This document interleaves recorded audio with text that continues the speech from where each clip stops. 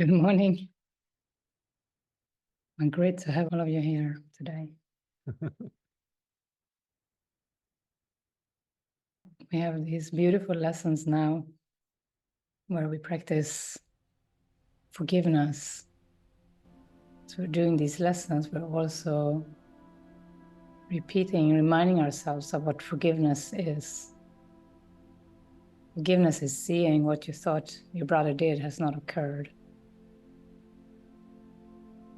Forgiveness is facing all our fears, all our past dramas and traumas, things that have stirred us up. Allowing all the feelings and seeing that there is a mind behind it, a mind that desired separation from God. So as we go through forgiveness, we get in touch with the separation, the belief in separation from God.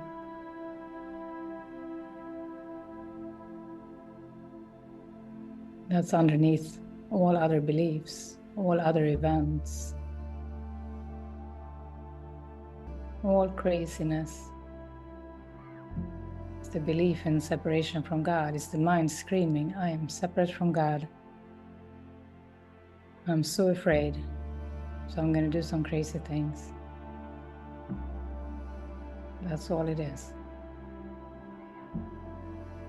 Coming back to sanity is coming back to the experience of peace, releasing all the images, all the strange things, all the tension. If you felt any inner tension or contraction, that's what the separation induces. Releasing the contraction is forgiveness.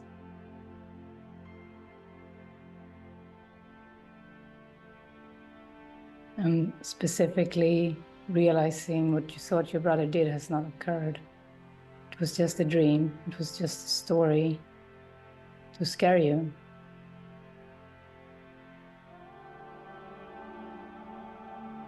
So that's why we want some space. We need some space for this awakening. We need to step back, take some time to look at our minds, have some space to breathe, to be, to look at the images that the ego employed to act out our beliefs.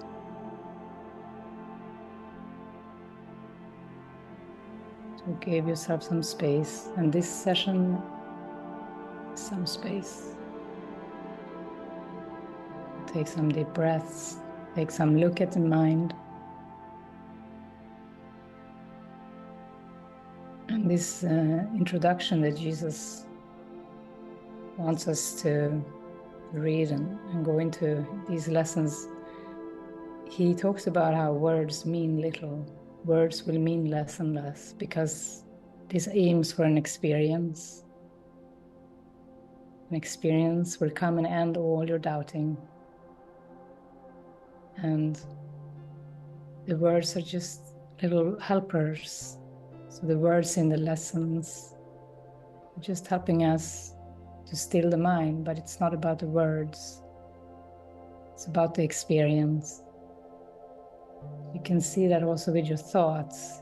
It's not about your thoughts, it's about your experience. It's about releasing the chatty mind, the busy thoughts, to come to stillness. Experience this beautiful stillness that is alive. Stillness is not dead. Stillness is not blank. Stillness is alive, of connection, of spirit, of love. That's the stillness we want to rest in. That's the stillness where we can be alive, where life is living us. Spirit is coming through.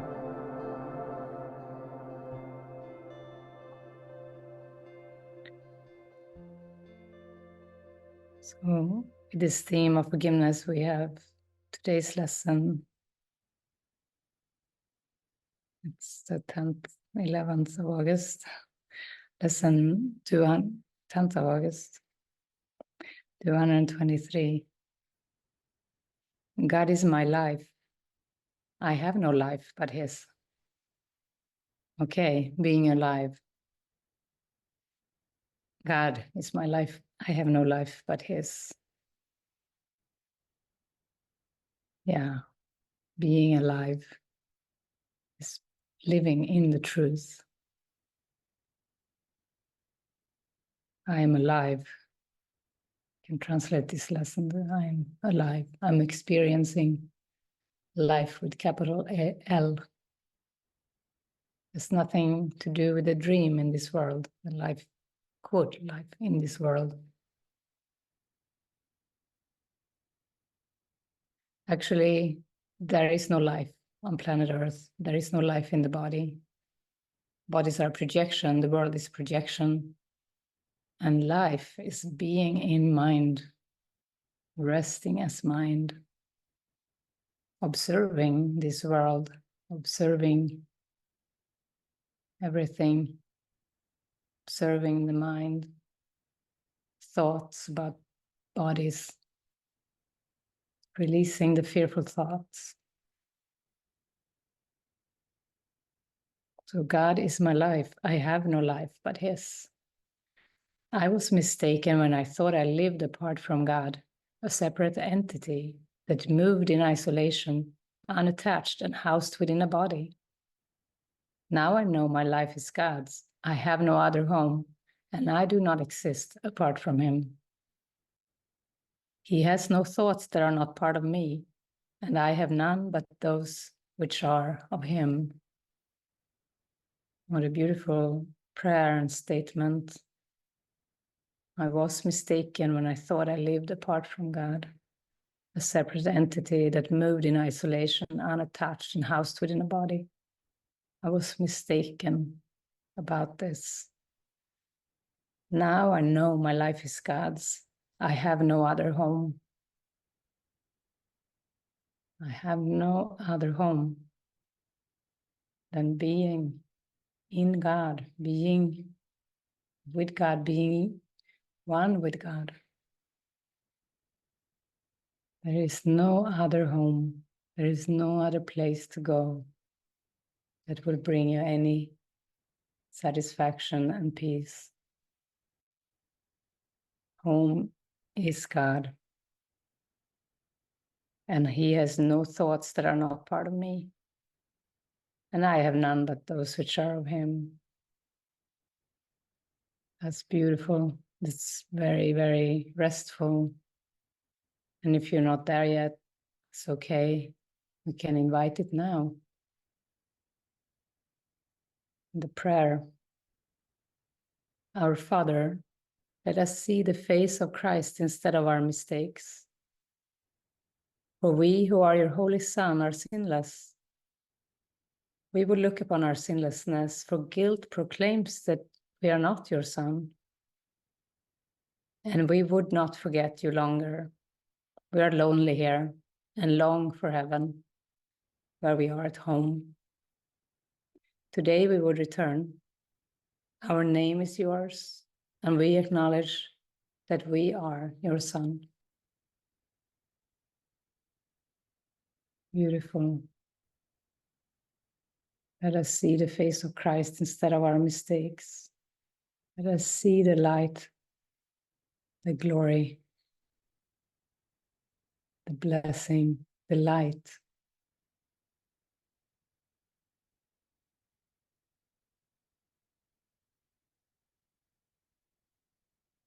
We are sinless. Do you believe you're innocent?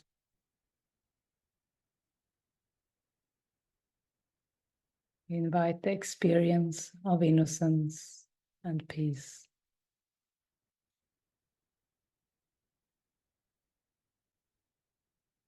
Guilt is something in the mind that proclaims that we are not God's Son. Guilt proclaims that we are not what we are in truth. That's the purpose for the guilt. Want to release that guilt. Let it go. Let it just go. Evaporate. Disappear.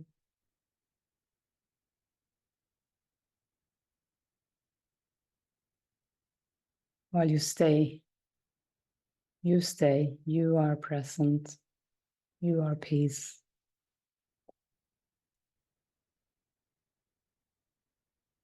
We're not at home in this world. We're lonely here. We long for heaven, where we are at home. Today we return. Acknowledge we are God's son. We are the extension of God. We are the gift of God. That's our identity. This is the invitation from within.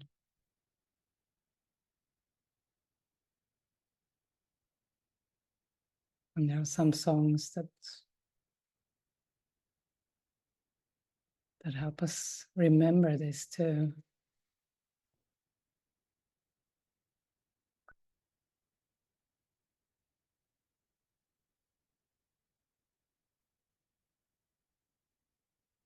Yeah, Jesus says that rest in peace is for the living. You can feel that rest and peace.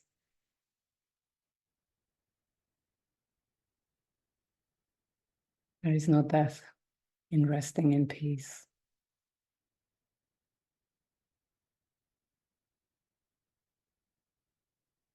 This is the big, constant invitation. Rest in peace, my child.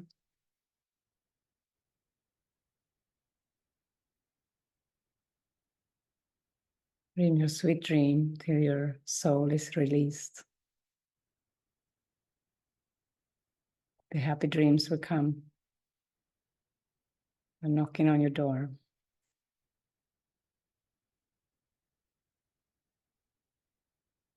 And the Christ is very grateful for you.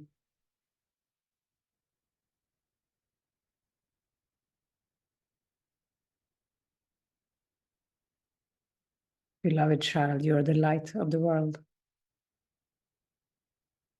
Beloved child, go out, spread light in the world.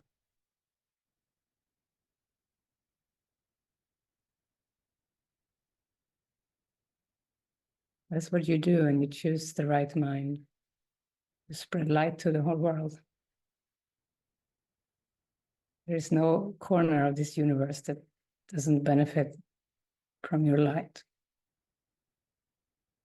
When you accept right-mindedness,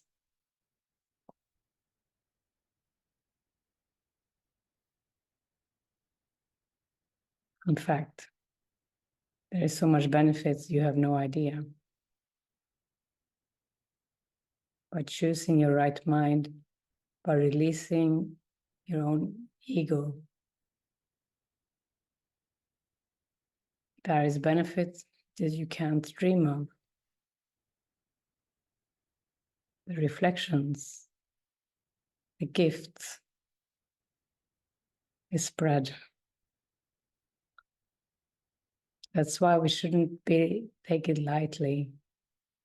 We should never take the state of mind too lightly. We should be sincere about our mind. There is an importance here about how we spend our time, how we use our minds. How do you use your mind when you think someone is not watching? How do you use your mind? Do you show up for yourself? Do you show up for God's presence in you?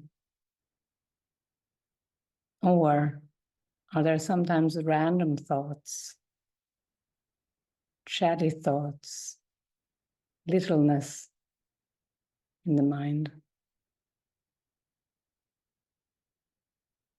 Maybe there is sometimes.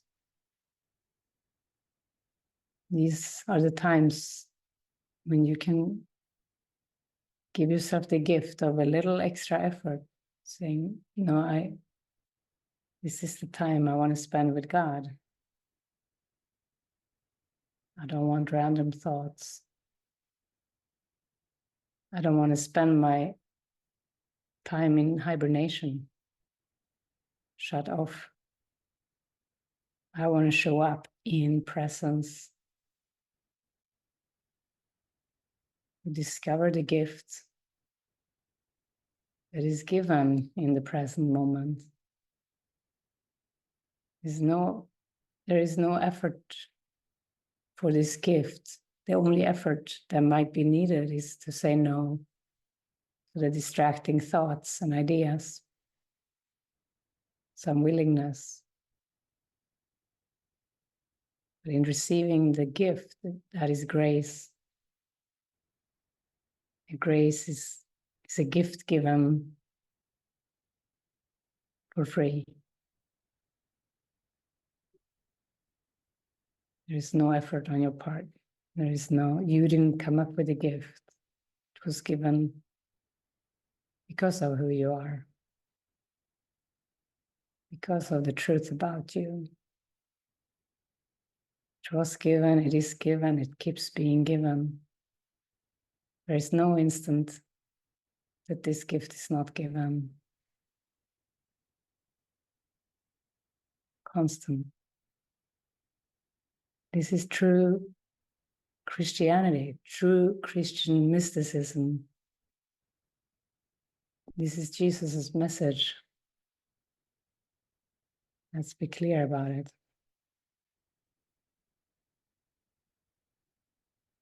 This is not another religion. This is Jesus' message, the love of God that he discovered when he undid thoughts of death, the belief in separation. He's our way shower. There is no split between Christianity and A Course in Miracles. A Course in Miracles is just a symbol for the clarity that Jesus wants to spread, that he wanted to spread back when he was a man, discovering the truth, walking this earth. This is the message he spoke. Got a bit distorted in the Bible, believing he sacrificed himself, and that God sacrificed his son and all this stuff about the sin. It's just a little bit misunderstood because the mind wasn't ready to grasp it. There was guilt in the mind, didn't accept the sinlessness, thought, oh, there's so much sin. And here, God worked some miracles, sending a man to die for our sins, and made a little story up about it.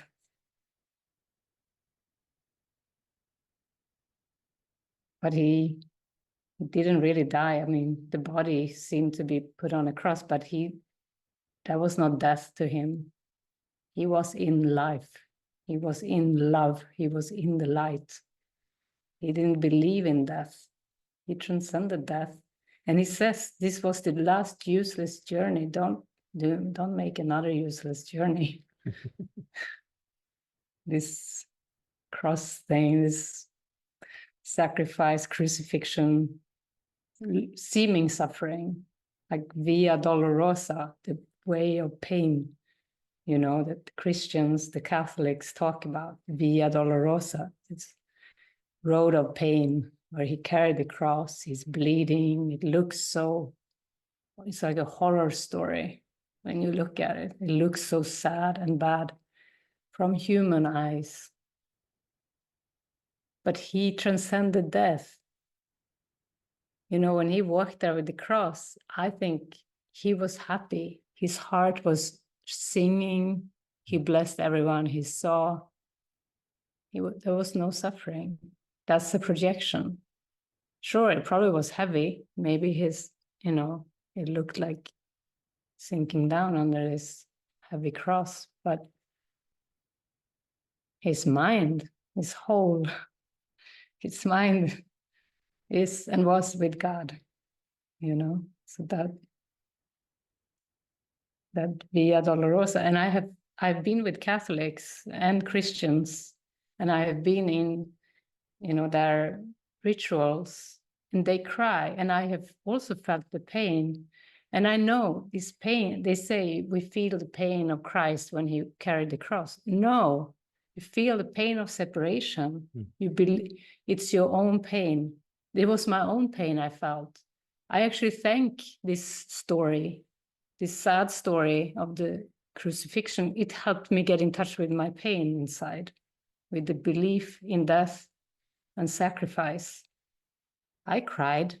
I remember I was, the Catholics, I was with a Catholic monk in a monastery, and he told me of the Via Dolorosa and the 12, I think it's 12, or there's a number of stations that Jesus came across on his way to when he was going to be hung on the cross.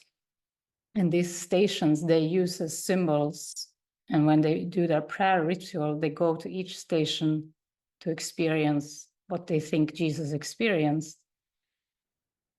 And I felt so sad. I felt a wave of sadness. It felt so sad and hard and harsh to experience that pain, but it was my pain. There was a belief in my mind. And thank God for that we can be in touch with it, This was the beginning of healing for me. Because the mind is sick. The mind that thought the body could be sick is sick. The mind that believed the body is real is sick. The mind that believed that your identity is a body is sick. The mind needs healing. And this was the beginning for me to start to take it back to the mind, experience the pain. Also went through seeing animals suffering, stopped eating meat, stopped eating chicken, stopped eating beef, because the animals were suffering. This was another pain to face. My belief in suffering, my belief in innocent animals being slaughtered and eaten, seeing those images of slaughterhouses, animal transports, chicken, hens in cages, all these beliefs, or war scenes. What does the war scene bring up in your mind? These are images of pain, the pain that is projected from the mind. There is no pain in the form. It's projected from the mind. These are neutral images. In and of themselves, they are nothing. There is no life in them, in these events, in those situations. The pain is in the mind that projected it. So we can use situations in the world to get in touch with our pain and transcend it, no matter what it is. Relationships, trauma, abuse, bullying, fights, hatred, whatever it is. Get in touch with that pain and transcend it. Don't hide from it. Don't distract. Don't run around trying to be somebody. Some people run around trying to help all this instead of facing the pain, trying to change the world. If I eat less meat, maybe there will be less suffering. One cow less being killed, or a few hens less in cages. This is not how you save your mind. You save your mind by looking at the beliefs. by looking at the belief in pain, becoming present. And in present guidance is your safety. Be guided in what to eat and when. Give the responsibility to the Holy Spirit. Don't take it on yourself. Ask for guidance. How to live, how to give, how to walk, who to talk to. Receive the guidance and trust it. And if someone blames you, stick to God. Stick to your relationship with God. If someone says, you shouldn't eat meat, that's cruel. Or you shouldn't this or that.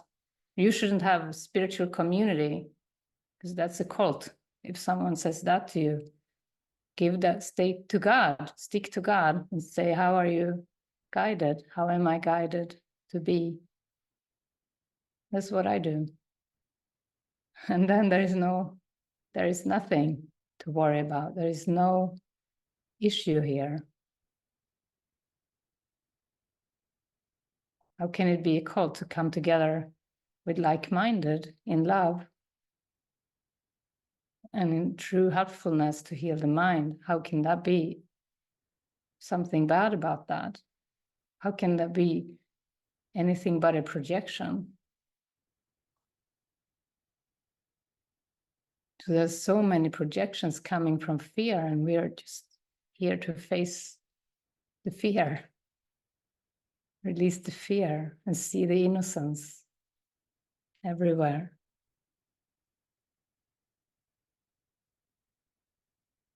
There are many beliefs, and we need to uncover them. Otherwise, they run our life, they run our mind, and we are little robots thinking we do the right thing and trying to survive. There's no life. We need to look at the beliefs deeply and release them. They're not helpful. There are no helpful beliefs and no helpful concepts in the psyche. There is one helpful belief and one helpful concept, and it's called forgiveness. And that's what we're working on in these lessons. What is forgiveness? We're all going to end up saint-like, very still. And we transcend all these layers, release all these beliefs. We become very still. And a wisdom that is not from a human will come through. We will rest in this wisdom, in this peace.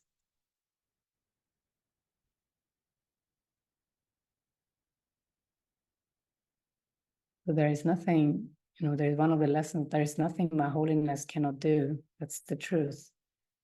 There is nothing your holiness cannot heal. There is nothing you cannot look at that can't be healed. Anything, everything needs to be seen. And sometimes it's obscure, sometimes it's hidden. The mind has been in denial, illusion. But just to have a welcoming attitude is enough. I'm open to see my mind. I'm open to look at all my fears. I'm open to release all the roles. The daughter role, for example, or sister, or any role. I'm open to releasing them. I don't owe my parents anything. I'm not dependent on them. I don't owe them to be in a certain way. I can release them from that role, and I can release myself from that role. Isn't that beautiful? And that may be challenging. These are challenging steps sometimes to break free of a role. We talk a lot about that, how intense it can be because of obligation beliefs. They expect this, they want me there, I should do this, expectations. it's nice to give them up. No, I won't show up this Christmas. No, I won't call you on your birthday. I may not even give you a birthday present, because I want to know God, These can be challenging. You think you hurt someone. They may say, what is she doing? What is he doing? This is not right. I'm their mother. I'm their father. Why don't they comply anymore? Why? And you may not feel to say mom or dad anymore. You may call them by their name. You may say, I need some space.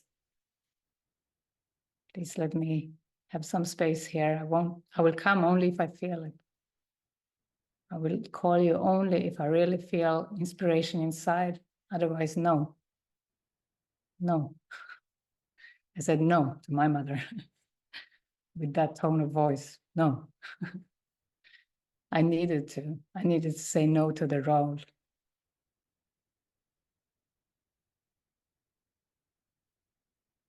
Or to your children, these roles are both ways, Whatever role you have been playing, you want to release it. You want to know your magnitude. If you want to know your magnitude, let go of the role. You can read the chapter in the course, Littleness versus Magnitude. It's beautiful. There is no role in magnitude. It's your true identity. It's a very restful place to be. And all the lessons are geared to that experience. You can't really be a daughter and the son and know your magnitude. Jesus said that when he was preaching to a big, large group of people in a house, and his mom and his brother came and knocked on the door. He just said, who? I don't have a mother and brother. Who is my mother? Who is my brother? The one who does my Father's will. That's beautiful. That's what you can say too. That's my real connection. That's where I can relate. He didn't even talk to them. He didn't have time. He was so full of God. He was so extending. They were welcome to come and join with him, but it wasn't this special thing that he would interrupt his whole gathering and go to them. No, he said no. Actually, sometimes he said, get thee behind me, Satan, when that needed to be said, when the ego got really intense to get in his way. He got very strong in his expression because it was necessary, because the ego in the mind was so, he even says that in the course. It's not, you need to take it seriously. You need to, that belief is not a little thing to avoid. It needs to be seen. It can take a big expression or take up a lot of space in the mind. It needs to say, no, get thee behind me, Satan. Don't take up my mind. I'm free of that. You tell the ego to leave while you show up, while you become present. Yeah.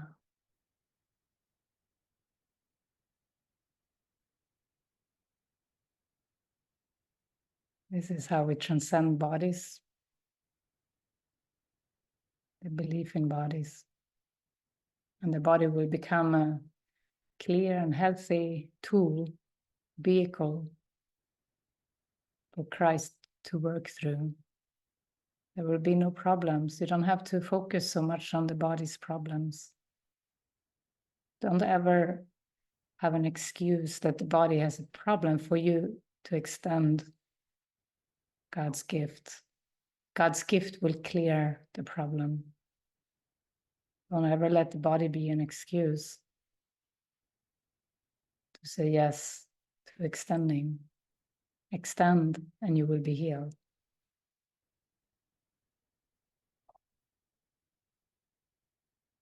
Let your right mind be the decision maker. The wrong mind can't make decisions.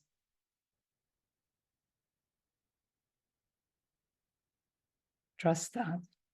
If the wrong mind is there, pray. What is your guidance? What is the prompt? What is your next step if you experience wrong mind or pain?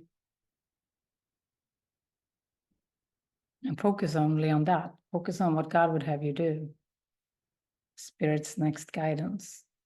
This is the way out of pain. What's the guidance? I used to have migraines, difficult migraines, and Spirit would say, go and lead a retreat or have that gathering. And I would say, what? I have an excruciating migraine. I need a dark room. Spirit said, no, you go, show up. And there was the healing. It healed, it dropped away.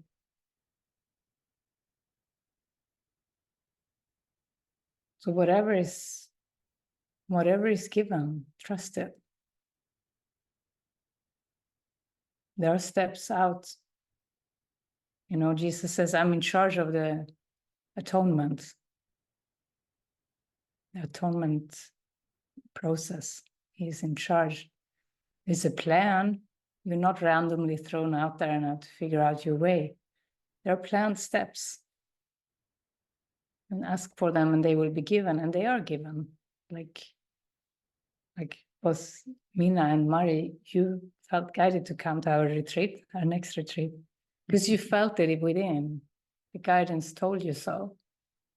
It's clear, you know, and you wouldn't want to miss it for anything, because it's Spirit told you, this is it, you know, it's so clear. Of course, we want to follow the way that will heal our minds and come together with the ones where the healing can happen. The like-minded, the ones you're called to, go to them. Don't wait. Yeah, it's beautiful.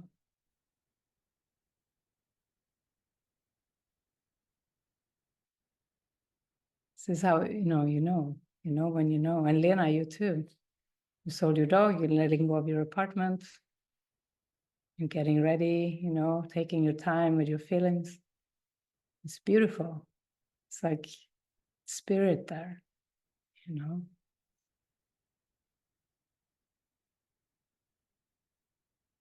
So yeah, we can open up the room if anyone has anything here this morning that you'd like to explore.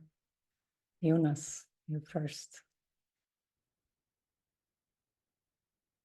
Okay, there we go. Unmuted. Yeah. Let me just sit in a way so I can relax. Yeah, I think that's okay now.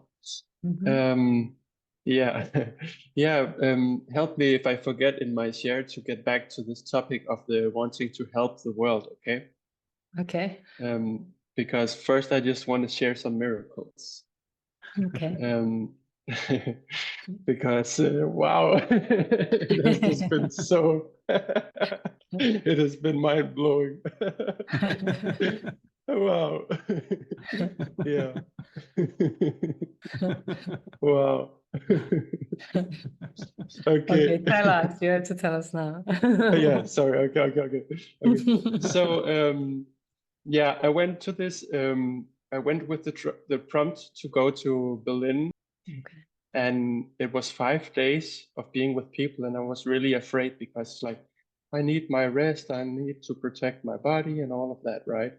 But I just felt like I need to explore how it is to be social again. And it just blew my mind.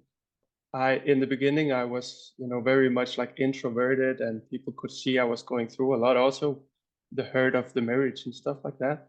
But I just kept sharing and crying, and there was family constellation and different processes that allowed me to release. And then I think on the third or fourth night, I was sitting around the fire and I did a share for the 70 people really from the heart, and also shared like my vision about like with this golden guitar extending golden light out. And this was kind of my dream. And I said like, I'm open to stay around Berlin. if it feels like there is a call for it, and if not, I'll just go back to Sweden and Instagram. And then a married couple called John and John is an American producer and guitar player. They invited me to come and stay with them and now I'm living in their apartment. And me and John, we recorded the Butterfly song together, even though, when I came back from that retreat, I was really like, I need to rest now, I need to integrate. But spirit kind of prompted us to take a little action every day. And after 3 days, we had like really prepared it, and the perfect timing came, and it just came out really well. So now I feel like there's a lot of function to do. I need to set up a band page. I need to know how social media works, everything. John and Maria, they left the apartment. I have it now for 2 weeks myself. I found another apartment in Berlin. I went to Oscar's place yesterday, who has this cafe. He wants to set up a jam session. He's open to have 2 nights a week with music. And yeah, a more like a jam kind of thing as well. And sounds like you're gonna use the symbol of being a German now and let go of the Swedish. Let go of the yeah, it all feels like miraculous. Yeah, I think the biggest miracle I had was like yesterday. I felt the prompt to drink a beer, which I never do. And then I went and had the beer, and there was this old man sitting reading an old book, and he was really sad. And then I wanted to show him the Butterfly song. I didn't know why, right? And I said, "Do you want to hear a song?" He said, "No." And then you wanted to be a sad old man reading a sad old book. And then he talked about all his frustration and bitterness about the environment and all of that, right? And I just started like really holding the space and hearing him out.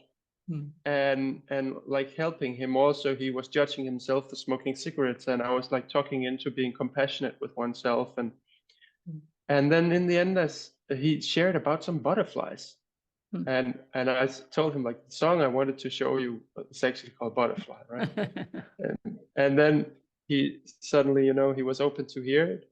He said, "Now I'm ready to hear it." And then he heard it, and he had like tears coming to his eyes, and he rose up in the end. "My name is Holger." And so, there are all these miracles. But yeah, so I'm just saying like there is some fear there. Well, the ego will always, the ego will try to stop you following your heart. So the guilt gets projected onto your job when you're doing something.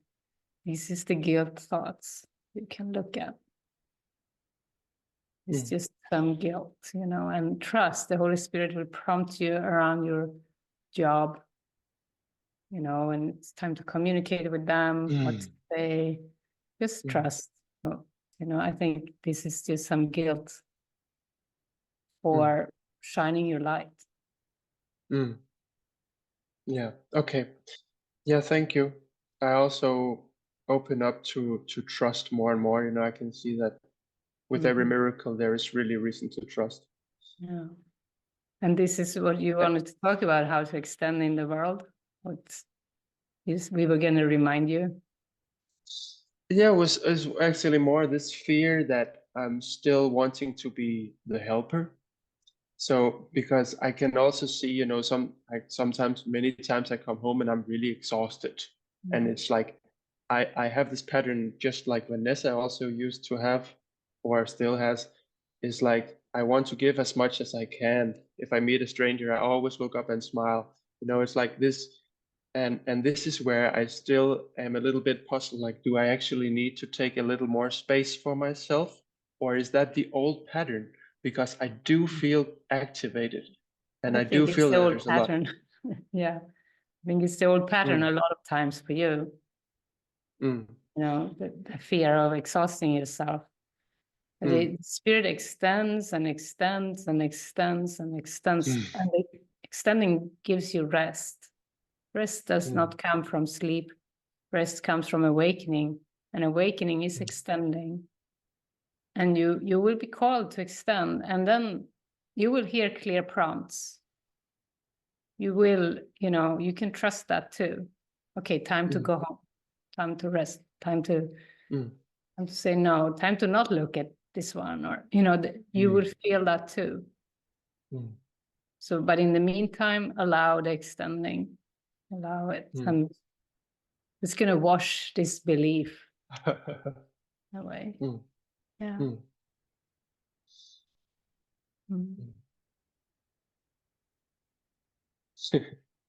Yeah, it feels, it feels very soft. It feels, I feel so grateful I could cry,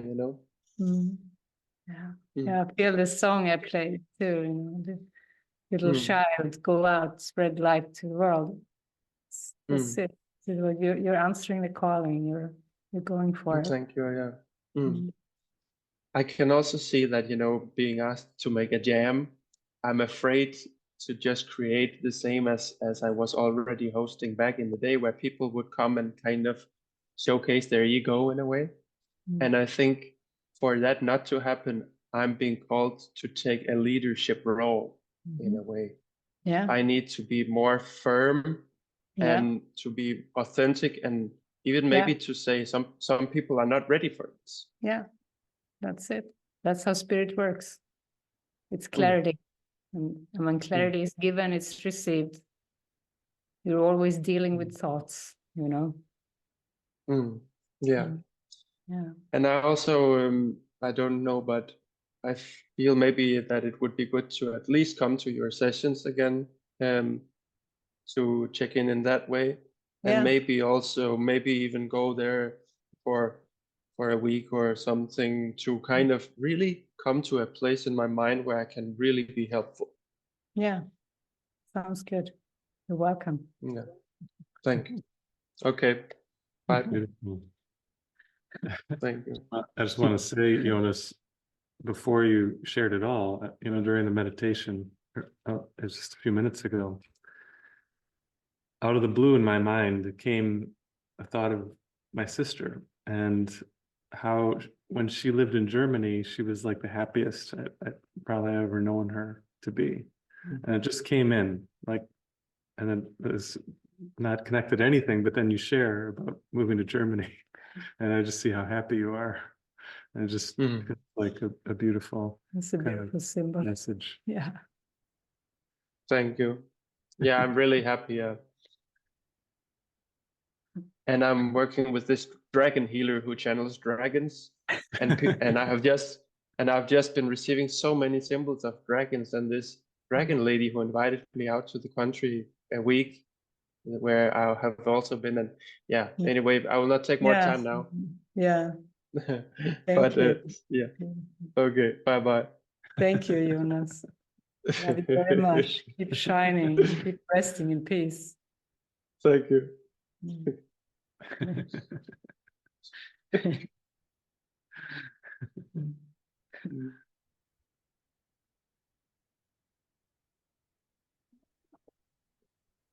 Okay.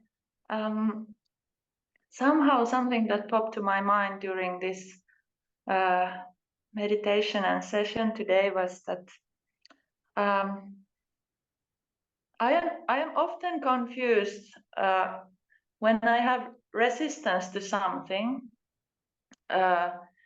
especially when it's a kind of situation where someone is asking something from me, and then I feel resistance. Like my first feeling is no. But then, like recently, like during the past 1 year at least, there has been so many situations with specific people,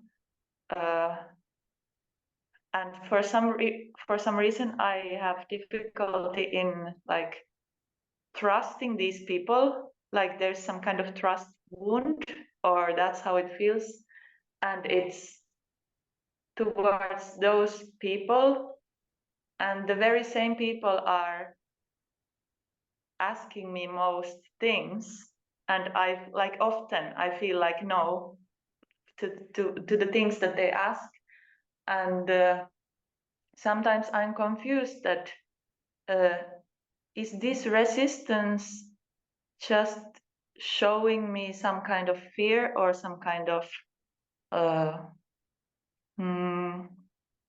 some kind of fear, and could I be able to see that fear or release that fear by actually saying yes? If the thing that they ask, if it's kind of easy or simple thing to give, then why wouldn't I give it? Like my only reason not to give it is that there is like lack of trust to the person or something. What?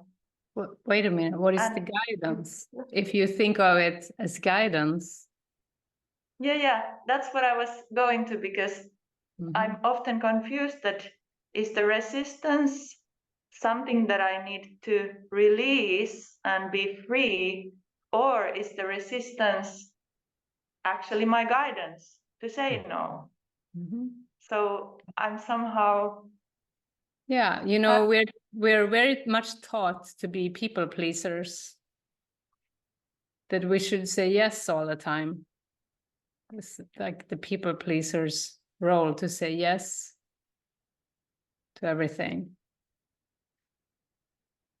So that resistance you feel might be spirit showing you there is another way to use your time, to use your mind, to use your being. Maybe these people you're not guided towards. You're not guided to interact because there is not a big welcome to spirit in those relationships. That might be it, It's not helpful for your awakening. So you can trust. If I can give one concrete example, is that I will be most likely away from my apartment for 2 months or something. And for example, if there would be someone I know needing to have a place to stay, and they would ask from me, could I pay some rent for you and stay at your place? But my feeling could be that, no, I don't want you to stay in my home, even though it would be easy for me, it would be effortless for me because I'm somewhere else, and I would even get money from that, and I would be able to help that person to give what they need. But then still my feeling might be that, no, I don't want this person to be in my place. So because this is a kind of situation when I feel like it doesn't make any sense to say no. Well, it can be like that. Guidance can be like that. It doesn't make sense to say no because it seems rational, practical. There are many reasons why you think you should say yes. But if God is saying, I am taking this relationship away from you because it doesn't help your awakening, then that's why you feel no. That could be it. I don't think it's because some issue of mistrust in you to people. I think it is that you have such a strong calling that you're answering, and you can trust that feeling. You can give this over to prayer. You can give the apartment over to Holy Spirit and say, well, whatever you want to do with it during those 2 months, show me what that is. And then you just trust, And often saying no to friendships has been something that happened to me too. I had some friends, and and it was time when I just when I took my first steps of awakening, going deeper with the course, there was a lot of no in me for friendships. It was just the feeling, it was just not helpful anymore. It was not serving awakening. That was it. It's more just you giving space in you for spirit.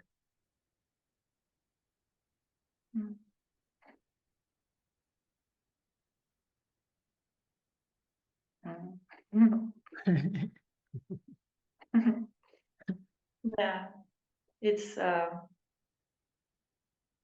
if I just always would remember to just, whenever I feel confused, then just take a break and pray and wait for the answer. That's If it. I would remember it every time when I feel confused, then it's always the best thing to do. Yes, that's the Mm. formula. Take a break and pray and ask if someone wants to have a call, if someone is reaching out for you. For all of us, this is, you can't just say automatically yes or no, or even if your phone rings in the moment, are you obliged to answer it every time? No. Mm. Don't answer the phone. Give it to Holy Spirit. Am I guided to answer this? I do that all the time. If my phone rings, because when the phone rings, it's very much in the moment. Or if someone knocks on your door, it's in the moment. So it's in the moment you need to pray. Like, okay, what's the answer? And sometimes it's no, don't answer the phone. Don't, there can be a deep, just intuitive feeling what is helpful, or if you one more time, or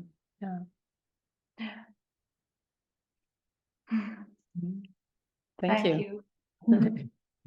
Love you, Mina. Look forward to seeing you here. God is my life. I have no life but His. So this is what we can be in today. Life. Allow life. Allow life to lead you. God is my life. It's precious. Before we move on from this session, ask to stay in life. Stay with God. Lots of love to all of you. And don't hesitate if you need to reach out to us. I'm very open. I have space at times. Okay. Lots of love.